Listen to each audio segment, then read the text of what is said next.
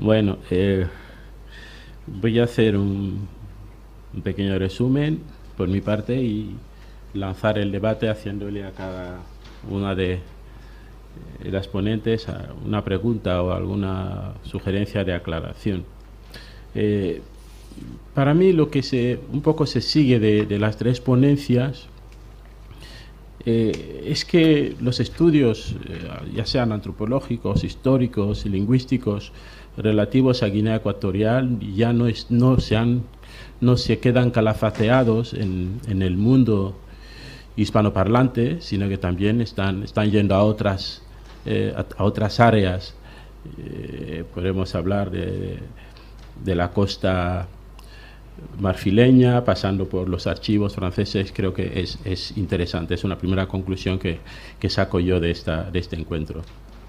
Y una constatación es que la investigación científica es una especie de carrera de relevos, que exige que se sepa con claridad en qué momento de la carrera está el testigo para poder seguir con la carrera, digamos, para ganar esa carrera y no recular para atrás. A propósito de París, Valéry nos introduce en los arcanos de la France-Afrique, que un poco todos hemos oído hablar, que es ese antiguo paradigma que constituyó prácticamente la arteria aorta de las relaciones entre Francia y sus neocolonias. Hay una amplia literatura sobre la temática transafricana y las implicaciones de grupos como el Aquitaine, y que llevaron prácticamente a la dislocación de este gran imperio económico y su fagocitosis por Totalfina. Y hablar de la France-Afrique, como lo ha hecho Valéry, implica hablar de su gran Manitou, el señor Focard. El señor Focard, que se involucró también personalmente, como lo ha dicho Valéry, en la creación de esos archivos, en la aportación de esos archivos. Como dice un amigo mío, lo bueno de los europeos es que lo hagan bien o lo hagan mal, lo escriben y lo guardan. Entonces, Focard participó bastante en la creación del archivo con relación a lo que pasaba en África y en particular con lo que pasaba en Guinea Ecuatorial, en sus contactos con Omar Bongo y Ahidjo. Y tenemos en los archivos de Francia documentación sobre el periodo 1958 a 74, con el problema del fallido golpe de Estado de marzo de 69. Y la pregunta que te haría, Valéry, es si existen acuerdos o entendimientos preliminares entre Estados para que esos archivos puedan ser digitalizados y llevados a Guinea Ecuatorial para facilitar su acceso a los investigadores que no tienen esos medios para comprarse un billete de avión, conseguir un visado, medios en el hotel y estar ahí, porque sé que el archivo francés funciona lentamente y muchos documentos no están accesibles, y creo que son 5 los documentos que puedes pedir de golpe, ¿no? 5 los archivos en un día. Entonces no es fácil. Quería saber si existe esa posibilidad intergubernamental, o si no fuera ese marco oficial plausible, ¿qué otros mecanismos existirían para facilitar el acceso a los investigadores a ese fondo?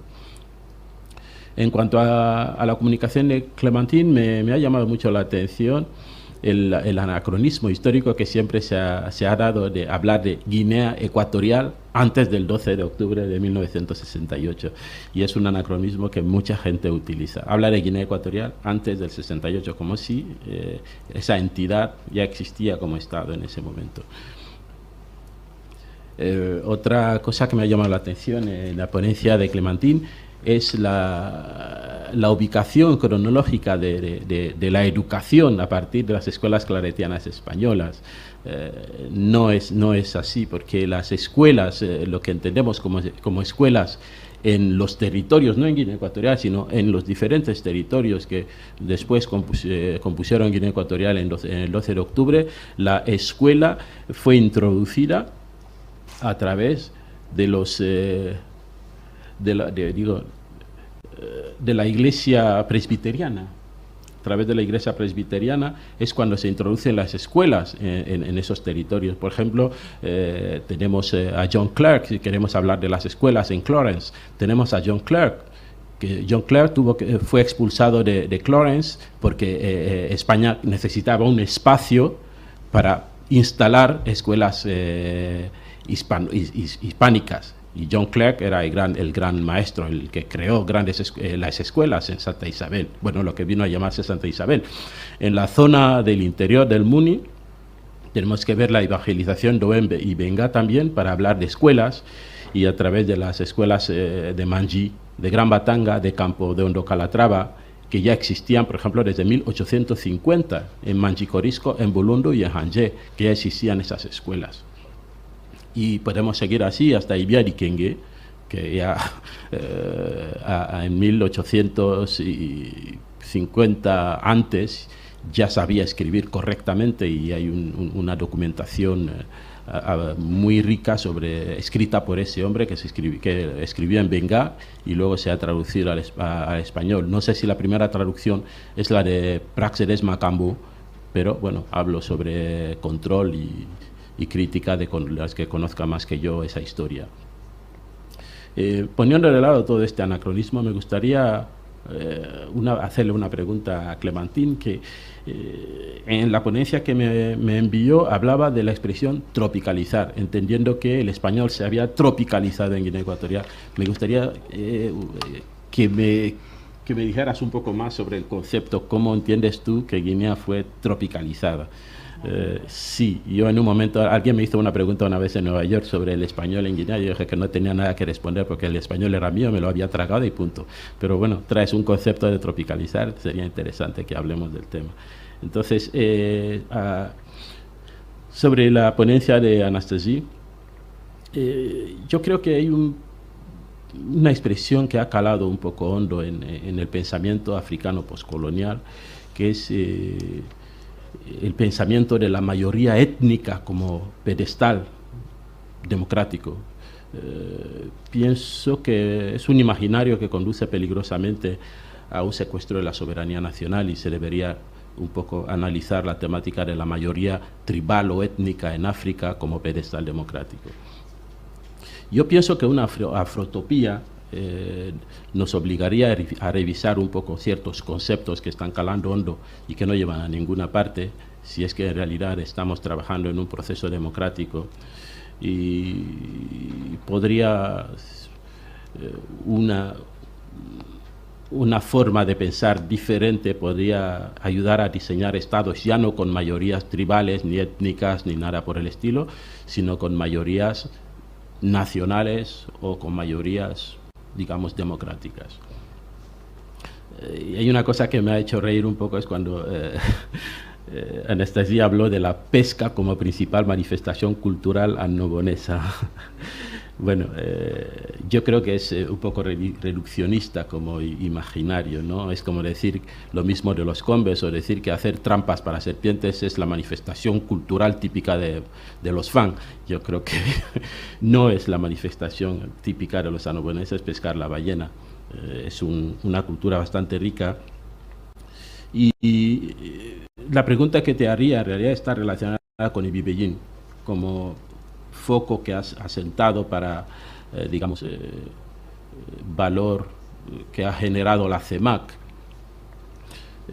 Ibibellín ha sido un espacio muy histórico en la historia de Guinea Ecuatorial, muy histórico. Entonces, hablar de Ibibellín exige una reculada en el tiempo monumental. Por eso te hago la pregunta si Ibibellín no fue durante la colonización, durante el proceso independentista o bajo el régimen de Macías, una zona como plataforma de intercambios, comunicación, tránsito, espacio de disputa contra el colonialismo, la indigencia en la vida en Guinea Ecuatorial y el escape contra la privación de la libertad. Yo creo que con esto podemos abrir el debate cuando hayáis dado un poco vuestra opinión sobre mis preocupaciones. ¿Quién quiera empezar? Bueno, voy a empezar con la primera pregunta que ha dicho sobre la digitalización de los archivos. En hecho, Fondo Flocar es muy grande, muchos kilómetros de cajas, y vale, Francia es más interesada a explotar sus archivos de la colonización francesa.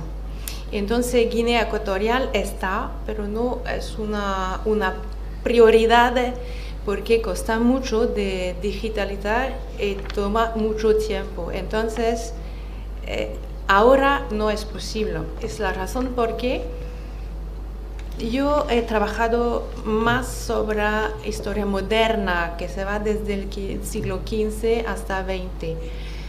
Pero este periodo, como he visto que no tenía muchas documentaciones a utilizar, excepto en España, he pensado que fuera una buena idea de intentar de hacer conocerlas. Es la razón por qué he decidido de hacer un catálogo para que la gente se pueda saber lo que hay dentro de estos archivos. Y después ya es complicado de preguntar para ver muchos documentos en poco tiempo. Puedes negociarse con el servicio que se encarga de estos documentos, pero no es posible de ir muy rápidamente. El beneficio de un catálogo es de poder encontrar más rápidamente el más importante para su estudio, si lo necesita. Y además, como a veces, especialmente en Guinea, es difícil con internet y nuestro sitio de los archivos nacionales toma tiempo para ser visto. Es mejor de tener un soporte de papel para preparar su viaje y hacer reservaciones de documentos, pero claro que es costoso y bueno, espero poder ayudar de esta manera, veremos. Y bueno, también como participo a este seminario, se puede a través del centro de estudio escribirme para saber un poquito más si lo necesita. Ok, gracias, Valeria. Sí. Bueno, voy a tomar la palabra. También agradecer al señor Yandani por sus observaciones. Como lo digo a mis compañeros de casa, que soy aprendiz doctorante. Entonces, todas las observaciones están bienvenidas para adelantarme. Y a propósito del anacronismo que concierne la denominación de España, Guinea Ecuatorial, es que me sitúo en el periodo de la independencia. Las huellas, yo he observado las huellas a partir de la independencia. Por eso he hablado de Guinea Ecuatorial.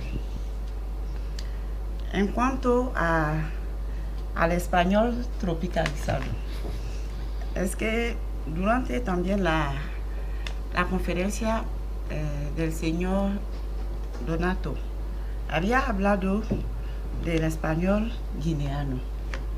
Y también he notado que al independizarse, Guinea Ecuatorial había un poco actualizado su cultura, porque la Guinea española se transformó en Guinea Ecuatorial.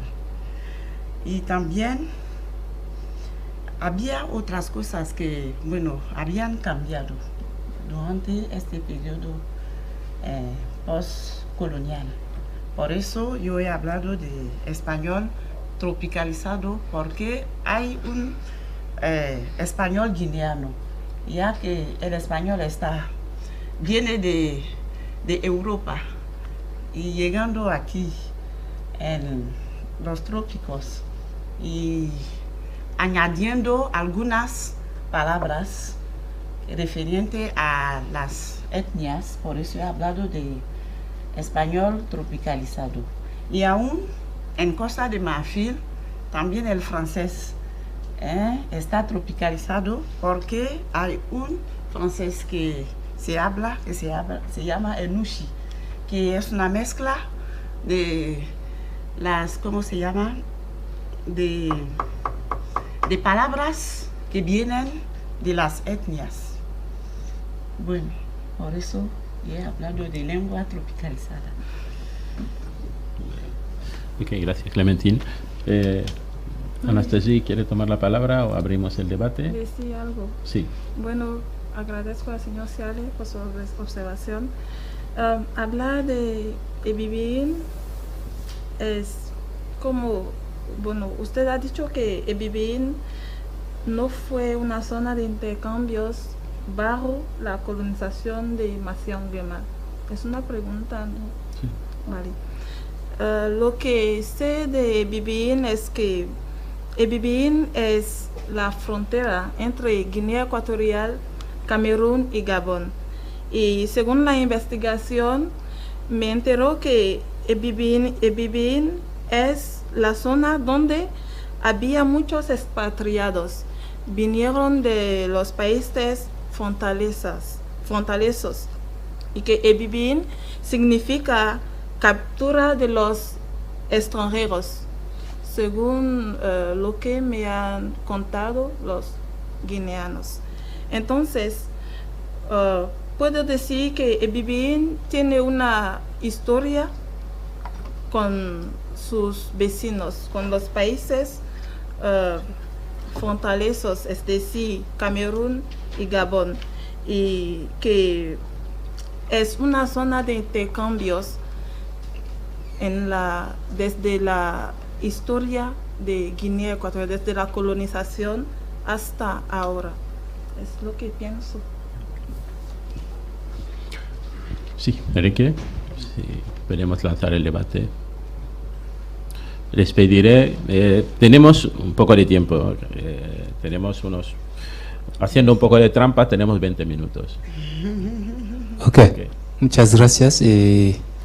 Quiero felicitar a las ponentes, pero me gusta volver un poco sobre la ponencia de Anastasia, hacer unas observaciones. En su ponencia, Anastasia dijo que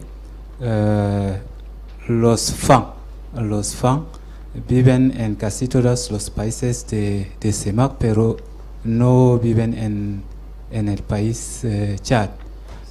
Pero me gustaría decir que no hay que matizar un poco, porque hay una fuerte comunidad FAN en la zona de Dogba, en Chad, es decir, en el sur de Chad, en la región petrolífera. Hay una fuerte comunidad FAN que vive aquí, porque en los años 2001, cuando se construyeron el pipeline entre Camerún y Chad, había una fuerte comunidad que se trasladó en este lado. Hay que matizar un poco. Y como hablamos de FAN, Anastasia ha mencionado la pesca como la principal actividad cultural que Siad Yangani ha insistido sobre eso, pero me gustaría que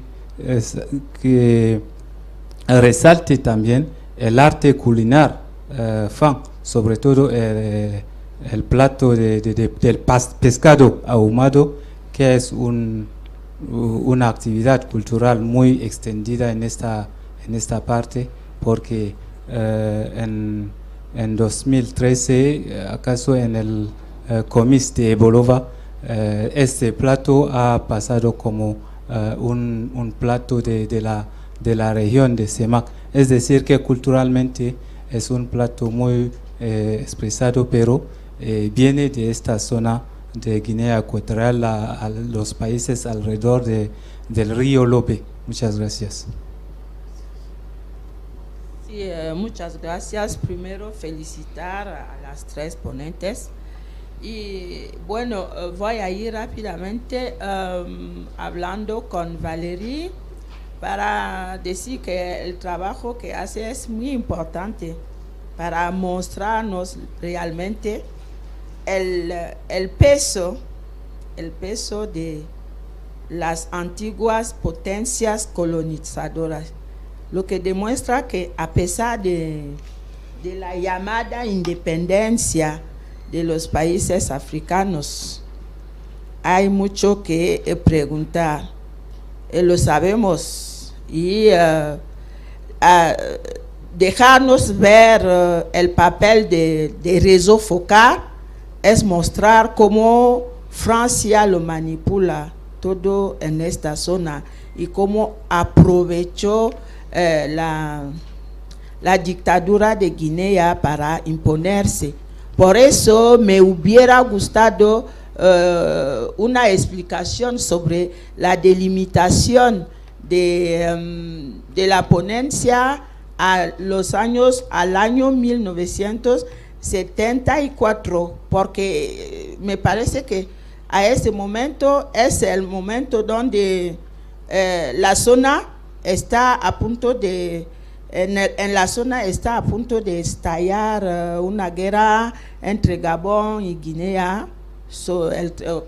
Todo se tranquilizó con el famoso Tratado de Bata. Tal vez hubiera sido interesante insistir en eso y demostrar cómo se provocó el famoso conflicto de la isla Banié y qué resolución se ha hecho ahora. Ahora, hablando de las dos doctorandas, quisiera felicitarles realmente, porque no sé si la asistencia se da cuenta de que a pesar de que sean unos estudios que se inician, aquí acabamos de tener una vista de Guinea desde fuera, cómo se ve a Guinea desde fuera. Todo esto cambia el debate que hemos tenido aquí, Guinea, que es un país tribalista y todo esto. Mira, yo voy a decir, la inocencia con la cual Anastasia transcribe el papel de Guinea Ecuatorial en la CEMAC, es lo leído en los papeles, es decir, ha investigado, y así se ve Guinea dentro de las redes oficiales, lo que contradice mucho la impresión de que vosotros tenéis de la misma Guinea. Lo que voy a decir a Anastasia es que ya tiene esta determinación de ir hasta las fuentes. Cuando está a Guinea, intenta ahora ver Guinea con los ojos de interior, porque hay muchas confusiones y que ahora no te puedes limitar con unas explicaciones de los libros. Hay muchas confusiones. Bueno, como ya estoy con vosotros, tal vez podría ayudar por ser docente con muchas redes, con vuestras universidades, por ser de la CEMAC y por ser fan. Y sobre todo la influencia cultural, hay que matizar muchas cosas a este nivel. Y el papel que tienes que describir es que si las cosas no funcionan bien en la CEMAC, es por culpa de Gabón y Guinea Ecuatorial. Y eso no lo ha podido decir, y lo que no permite a la CEMAC no avanzar es sobre todo porque estos países que comparten todo lo que ha dicho no logran concebirlo. La cultura no es algo que une a estos tres países. Desde la colonización, cada país se siente del lado de la identidad nacional. Ya no prevalece el hecho de ser fan, es la nación, los estados-naciones es lo que prevalece. Pero leyendo desde la perspectiva de unos documentos oficiales se puede tener esta visión. Ok, merci beaucoup.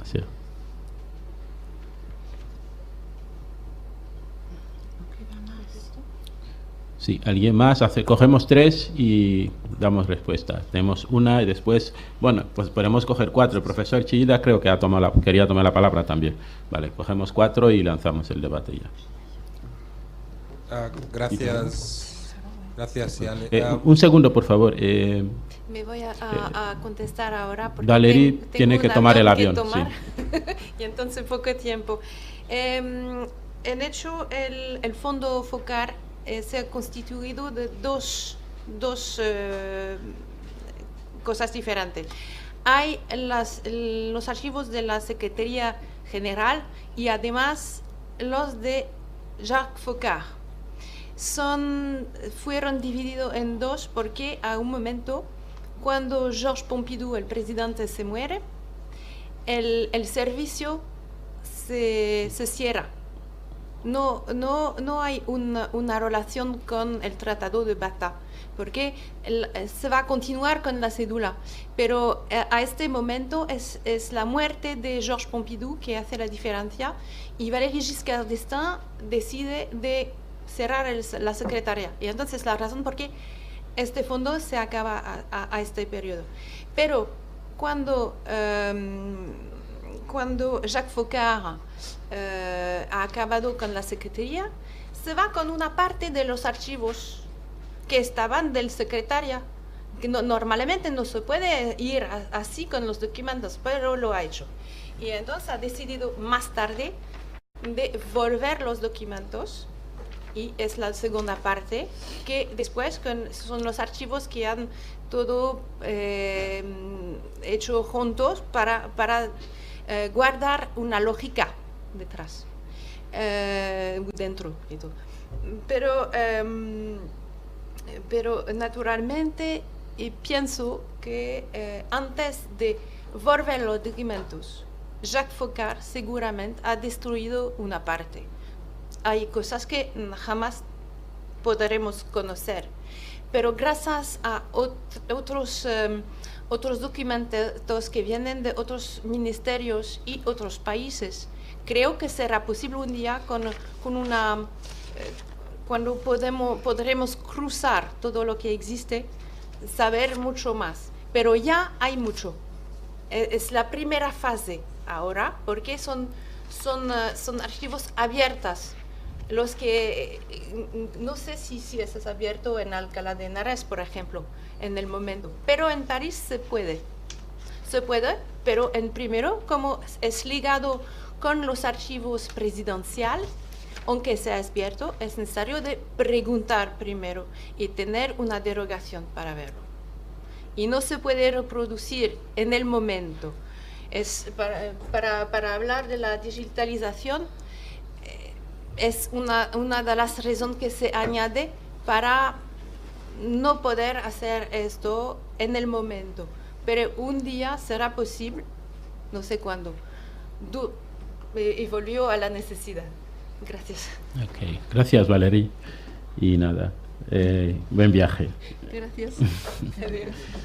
Sí, podemos seguir con las preguntas. Y sí. Okay. Sí, gracias. Bueno, había una pregunta para Valéry, pero ya se la haré en otro momento. En todo caso, dos apuntes rápidos. Uno es como se han compartido datos estadísticos de población, una de las situaciones principales con, por ejemplo, el número de la población de Guinea Ecuatorial con las fuentes del INEGE de 2015 es la metodología de este estudio y la falta y el hecho de que tampoco está completo. No sé si se habrá dado cuenta que el informe es al menos el que está disponible actualmente es parcial. Quizás los datos se acercan a la realidad, pero la metodología deja mucho que desear, pero bueno, es un poco para apuntarlo, el número de habitantes del país. Y eso tiene una implicación también en cómo luego se organiza o se planifica socialmente la educación, la sanidad y demás. Pero bueno, quería recalcarlo. Pero una pregunta que va para ambas es precisamente el hecho de que ustedes están en un contexto que es un poco similar, que es donde se usa también a veces, no en todos los países, pero que es la ECOWAS, con una moneda muy igual que la que se utiliza en la CEMAC.